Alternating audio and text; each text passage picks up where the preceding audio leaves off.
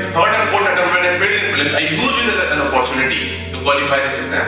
I made all my notes, complete notes. So, which subject can you make notes in this phase? Is your optional, which is not related to very much current. Then your GS2 3 a static part and GS1 complete almost, except social issues. And ethics also. When you fail in prelims, use it as an opportunity.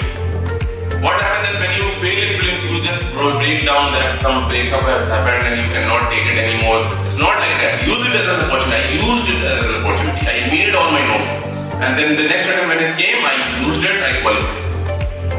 So if you have failed, it's an opportunity for you. Don't take it as an obstacle. I can't, I failed, I will die now. It feels like you start getting suffocated. You feel like I should die.